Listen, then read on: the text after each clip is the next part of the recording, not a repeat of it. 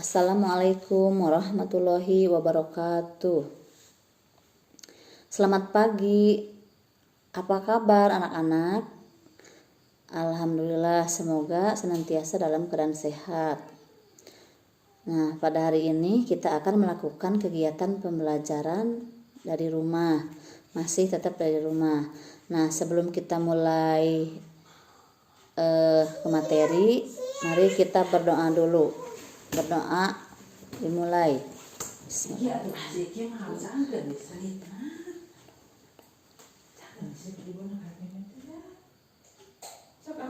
Alhamdulillah. Nah, pada kegiatan hari ini kita akan mempelajari tema 5, subtema 2, pembelajaran 3, yaitu tentang teks non-fiksi, satuan berat dan kerajaan Islam. Nah, pertama kita akan membahas dulu tentang teks non-fiksi. Pada kesempatan kali ini, Ibu akan memberikan beberapa contoh teks non-fiksi. Namun kita harus tahu dulu apa non-fiksi itu. Non-fiksi itu adalah yang bersifat fiksi tetapi berdasarkan fakta dan kenyataan seperti dilansir ensiklopedia. Non-fiksi adalah kebenaran, seluruh kebenaran, dan hanya kebenaran. Karya non-fiksi adalah semua tentang fakta dan kejadian nyata. Meski ada beberapa perdebatan tentang jenis sastra mana syarat sebagai non-fiksi, biasanya teks non-fiksi dipakai saat membuat karya sastra, karangan, artikel, biografi, kesehatan, sains, sejarah maupun karya ilmiah. Nah, ciri-ciri teks non-fiksi adalah pertama, tulisan non-fiksi berupa mencapai taraf objektivitas tinggi dan membuat pembaca tertarik. Yang kedua, bahasanya bersifat denotatif dan tidak bermakna ganda. Ketiga, biasanya berbentuk ilmiah, populer seperti skripsi, artikel, makalah, dan lainnya. Terakhir, tulisan non-fiksi menyerukan nalar pikiran para pembaca. Itu ciri-ciri non-fiksi. Sekarang cara menulis teks non-fiksi. Seperti dilansir dari ensiklopedia, dalam pembuatan teks non-fiksi, kamu harus memperhatikan beberapa hal berikut. Pertama, harus menentukan dulu tema. Kedua, merumuskan tujuan. Ketiga, mengumpulkan dan menganalisis data. Keempat, menyusun kerangka karangan. Dan terakhir, menyusun paragraf. Setelah menyusun paragraf, kalau kita akan membahas pembagian non-fiksi. Non-fiksi dibagi menjadi dua, yaitu non-fiksi murni. Non-fiksi murni itu merupakan buku yang berisi pengembangan berdasarkan data-data yang otentik. Yang kedua, non-fiksi kreatif. Non-fiksi kreatif berawal dari data otentik yang kemudian perkembangannya berdasarkan imajinasi seperti puisi dan novel. Nah, itu penjelasan dari teks non-fiksi. Nah, sekarang contoh teks non-fiksi. Di sini contoh non-fiksi tentang penemuan handphone. Handphone pertama kali didemonstrasikan oleh John Michell dan Dr. Martin Cover dari Motorola pada tahun 1973 dalam bentuk sebuah headset yang beratnya sekitar 1 kg. Pada tahun 1983 diluncurkan Dynatax 8000 kali. Handphone yang pertama kali tersedia di pasaran. Sejak itu, handphone menjadi barang yang diperjualbelikan di seluruh dunia dan terus mengalami perkembangan dalam ukuran bentuk, dan kemampuannya. Selain Motorola, berbagai merek lainnya bermunculan. Dari tahun 1990 sampai dengan 2011, penggunaan handphone di dunia berkembang dari 12,4 juta orang hingga menjadi lebih dari 6 miliar orang. Artinya, sekitar 87% dari populasi dunia dewasa ini merupakan pemakai handphone. Populasi dunia saat ini telah mulai 7 miliar orang. Di pertengahan tahun 2013, sekitar 75% lebih pasar smartphone didominasi oleh smartphone berbasis Android. Sistem operasi Android pertama kali dikembangkan oleh Google pada tahun 2008. Nah, itu contoh teks non-fiksi. Nah, udah pada mengerti sekarang non-fiksi itu apa? Udah, ya alhamdulillah udah pada mengerti. Nah, sekarang tadi kan sudah diberi contoh tentang teks non-fiksi. Sekarang kalian boleh buat teks non-fiksi oleh bahasa kamu masing-masing, bahasa sendiri di buku tulis kalian. Nah, sekarang coba mulai membuat teks non-fiksi oleh bahasa sendiri, bahasa masing-masing. Dari sekarang mulai.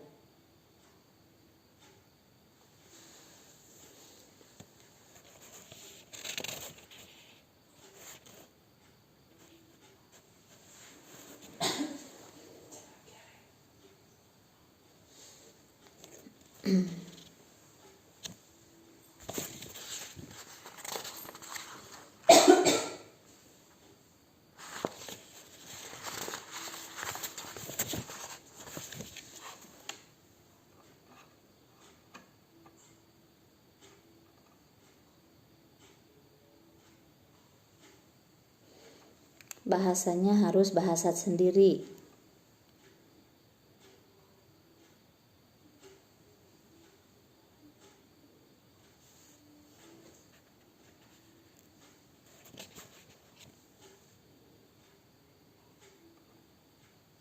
Bikin 2 paragraf aja.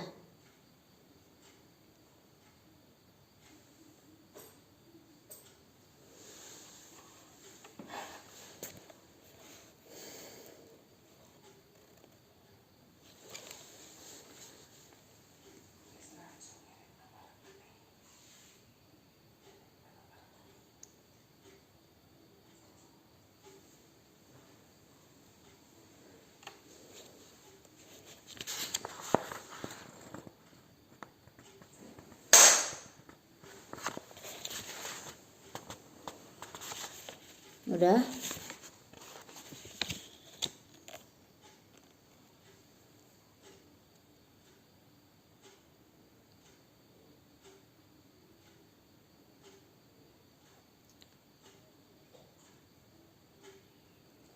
Dua paragraf aja.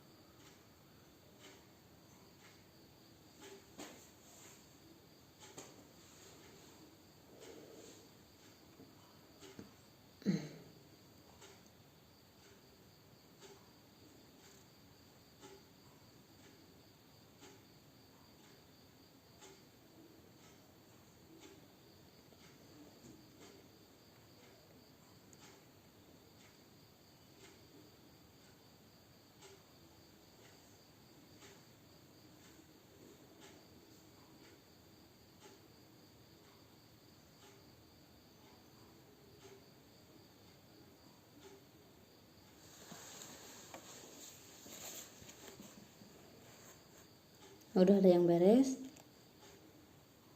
Masih belum. Lanjutkan.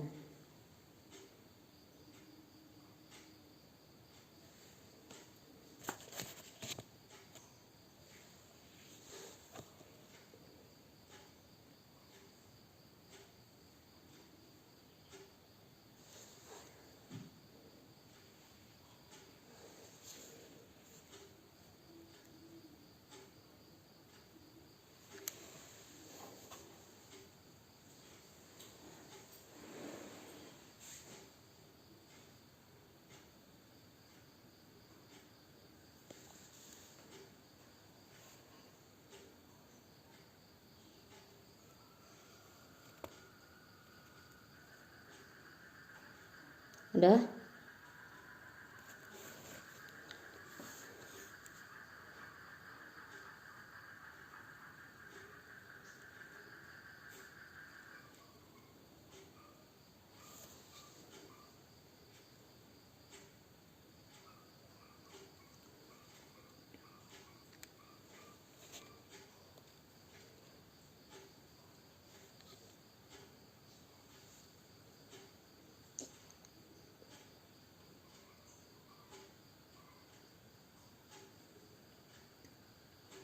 Udah beres semua? Siapa yang belum?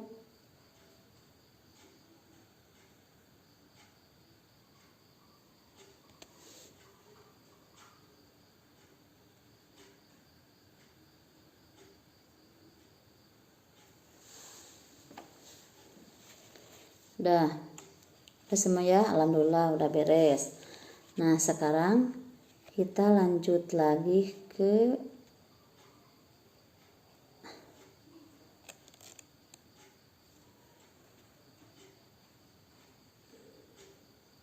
tentang satuan berat.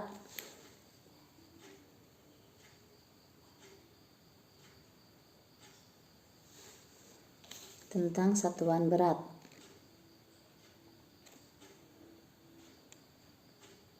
Ya udah siap? Udah siap lagi semua? Ya. Udah?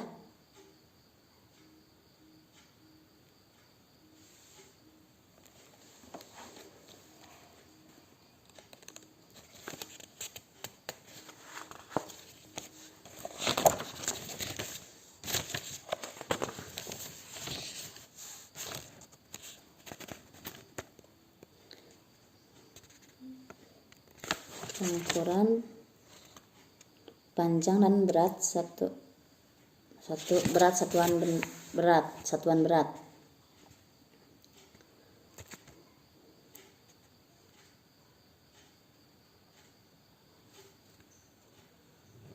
Untuk pengukuran berat kita bisa menggunakan timbangan duduk, timbangan kodok, dan timbangan badan. Nah untuk satuan berat kita bisa menggunakan hitungan tangga dari kilogram, hektogram, dekagram, gram, desigram, sentigram, dan miligram. Nah, untuk menghafalkannya kilogram sampai miligram kita bisa memakai cara dengan kata kakak hero dalam goa dimakan cicak monster. Itu kata-kata untuk bisa menghafal kita dalam menghafalkan satuan berat.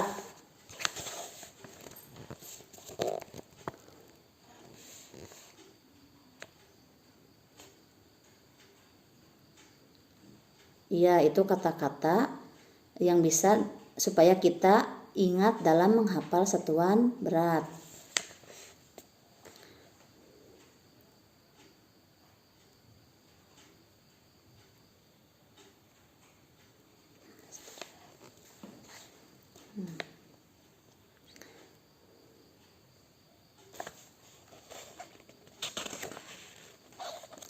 Nah, dalam satuan berat kita harus mengetahui lagi yaitu ton, kuintal, ons, dan pon.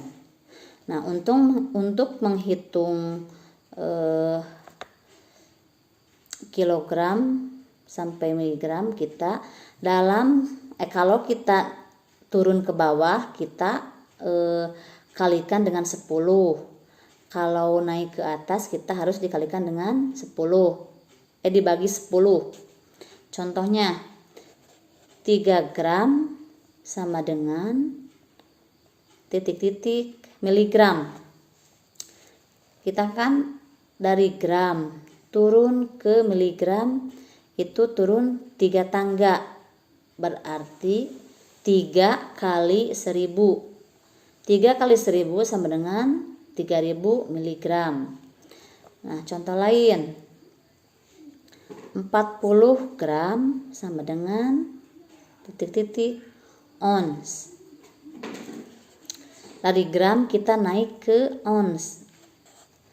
Jadi 40 dibagi 100. Untuk menghitungnya kita hilangkan dulu angka 0 di belakang 1. Jadi sama dengan 4 dibagi 10 ons. Sama dengan hasilnya 0,4 ons. Ya. Udah ngerti sampai sana? Ya. Dalam satuan berat kita harus mengenal lagi adalah ton, 1 ton. 1 ton sama dengan 1000 kg.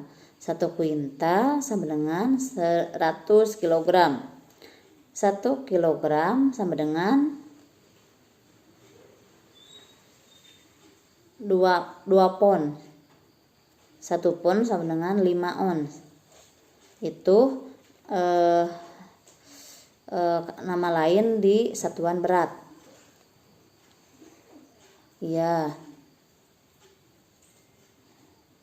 Ya, ada lagi yang mau ditanyakan. Contohnya 4 ton sama dengan titik-titik kilogram.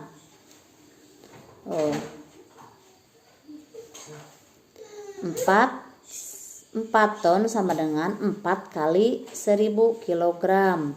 Sama dengan 4000 kilogram. 4000 kilogram. Ya. Contoh yang lain. 10 pon sama dengan titik-titik kilogram. Ya, 10 dibagi 2 sama kilogram sama dengan 10 dibagi 2. Ya, 5 kilogram. Ya, contoh yang lain. 100 pon sama dengan titik-titik gram. Ya, kita ubah dulu 100 pon ini menjadi gram. Pon ke kilogram dibagi. Ya, 100 dibagi 2 sama dengan 50 kilogram. Nah, jadi 50 dikali 1000. 50 kali 1000 berapa?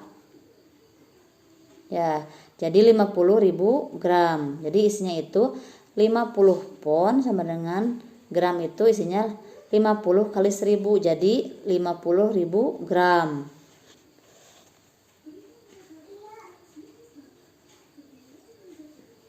Contoh lagi, satu lagi. 2000 hektogram sama dengan kilogram. Ya, caranya yaitu dengan 2000 dibagi 10 sama dengan 200 kg. Caranya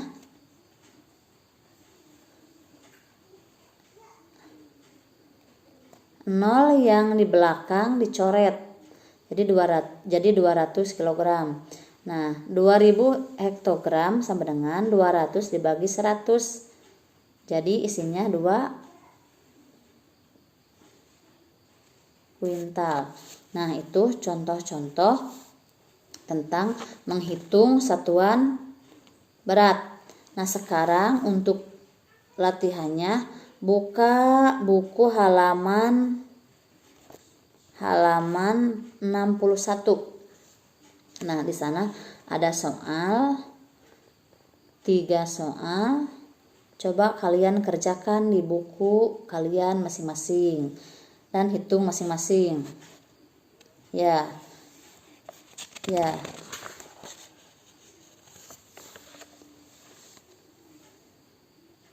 Ya, latihannya kerjakan sekarang.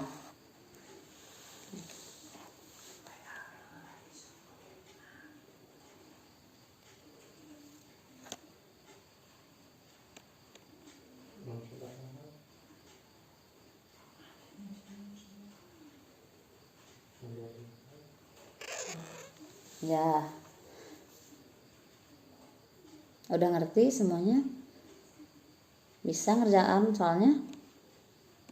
Ya, silahkan. Kalau udah pada ngerti, silahkan kerjakan. Hitung.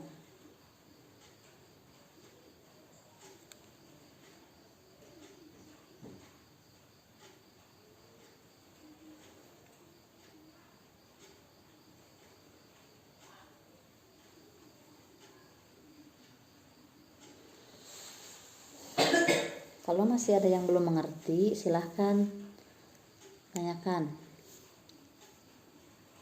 Yang mana yang belum mengertinya?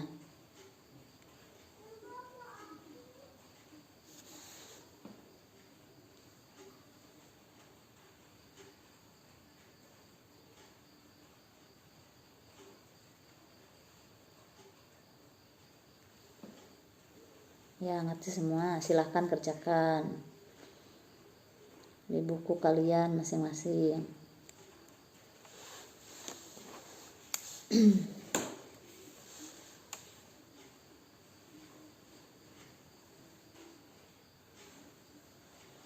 Kalau ada yang belum mengerti, silahkan tanyakan ke ibu.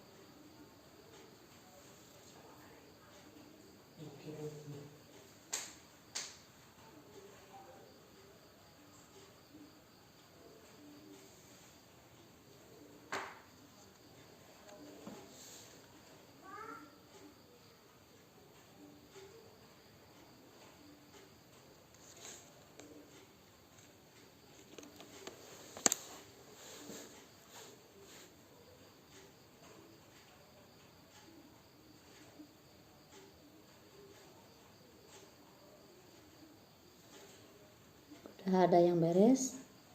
Nomor 1. Udah. Kalau udah, lanjut ke nomor 2. Hitung lagi.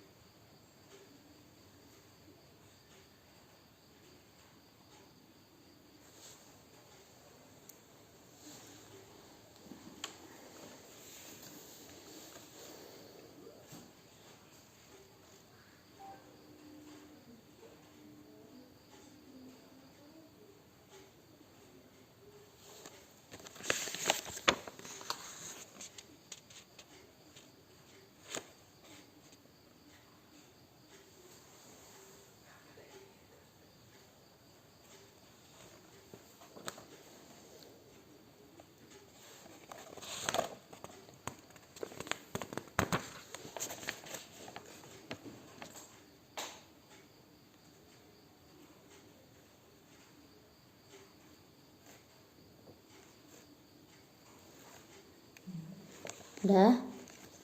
Nomor 2 udah? Oh, masih belum. Belum beres.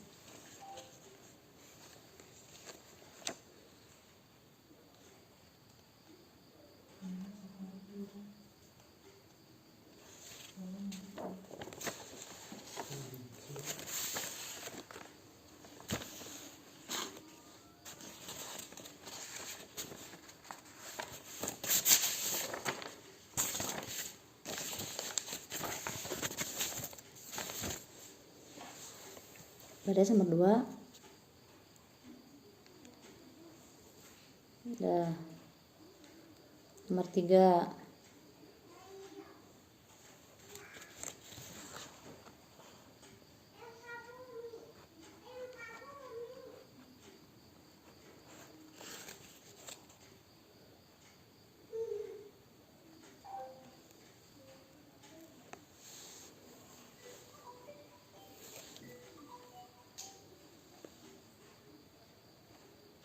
Udah.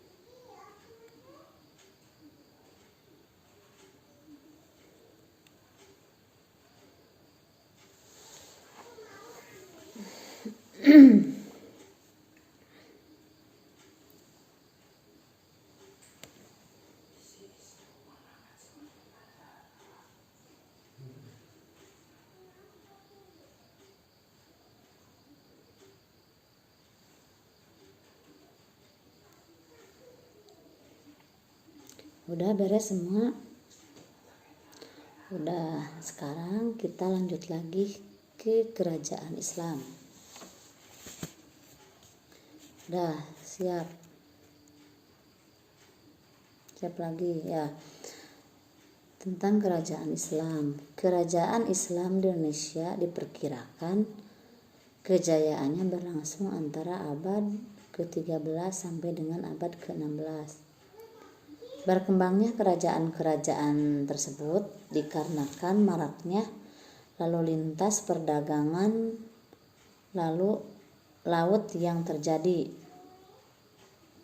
Jadi melalui perdagangan laut maraknya kerajaan Islam pertama kali ke Indonesia itu.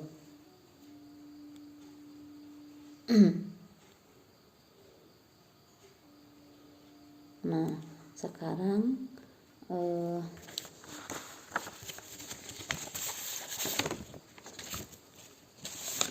salah satu contoh tersebut adalah tentang salah satu contoh kerajaan Islam di Indonesia adalah tentang tokoh Sultan Agung. Beliau ada Raja Kesultanan di Mataram. Kan contohnya kan kerajaan-kerajaan di Indonesia itu kan banyak. Contohnya ada yang tahu? Coba kerajaan apa aja? Kerajaan Mataram. Terus kerajaan Singasari. Apalagi? Kerajaan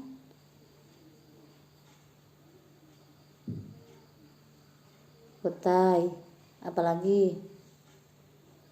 Ya, nah sekarang Ibu di sini akan membahas tentang kerajaan di Mataram.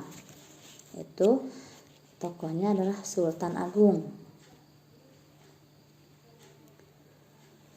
Tahu kalian Sultan Agung? Ya, itu kan tokoh dari Mataram ya.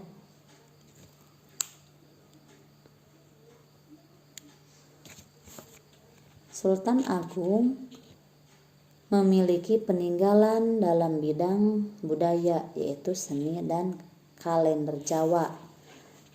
Peninggalan beliau itu mewarnai budaya masyarakat Jawa.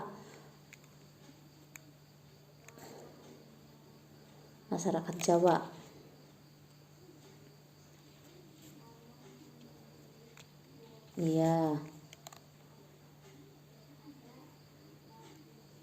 Ya, yang akan kita bahas adalah Sultan Agung. Iya, dari Mataram.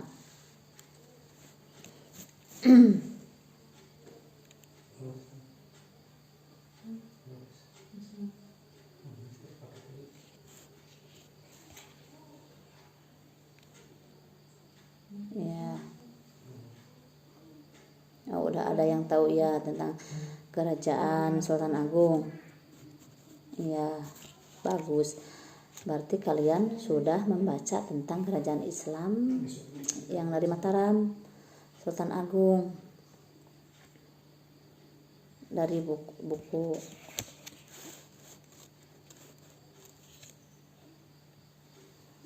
ya.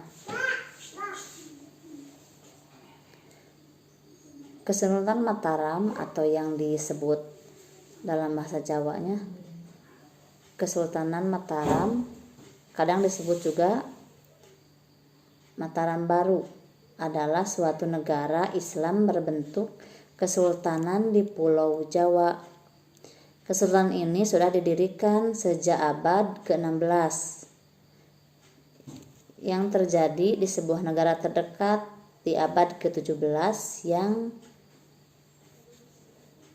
ya udah ada yang baca ya. Pusat pemerintahan Kerajaan Mataram Islam terletak di wilayah ya yang berada di kota Yogyakarta. Asalnya iya. Kerajaan Mataram menjadi salah satu kesultanan Islam yang berkembang pesat ya di Jawa. Berbagai cara yang dilakukan ya sebagai pusat agama Islam. Terus ya dan selain itu juga kerajaan Mataram banyak ya bahasa Arab ya.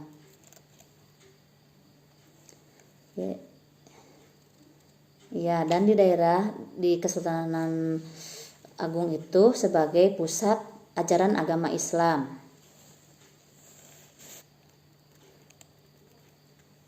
Ya, peninggalannya adalah Masjid Agung.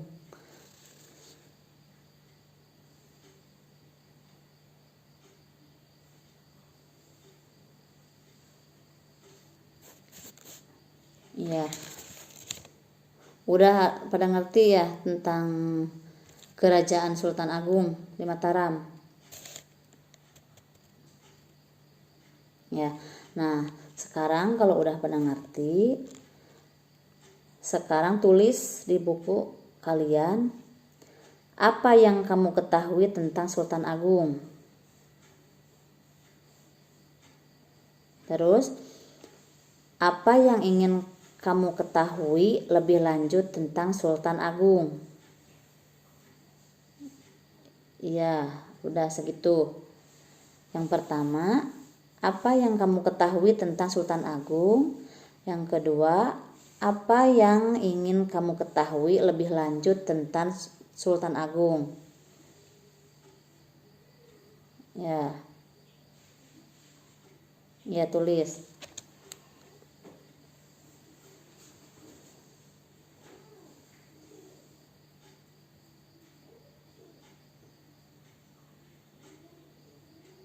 Ya. Ya, yang diisi dua.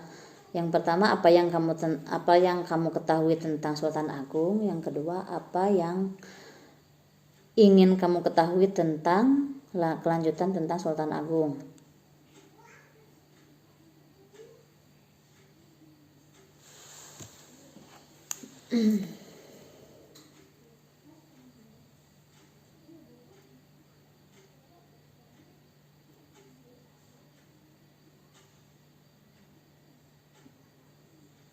Udah?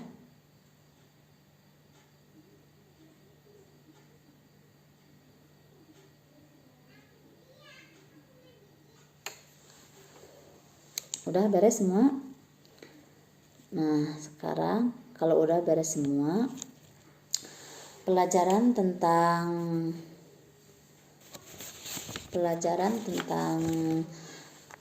teks non fiksi, satuan berat dan kerajaan Islam sudah sampai di sini. Ya, itu kan udah beres semua yang tadi. Ya, udah. sekarang pelajaran di Ibu dicukupkan sekian. Semoga ilmu pada hari ini bermanfaat bagi semua. Ya, amin. Ya, amin. Udah sampai di sini aja. Assalamualaikum warahmatullahi wabarakatuh.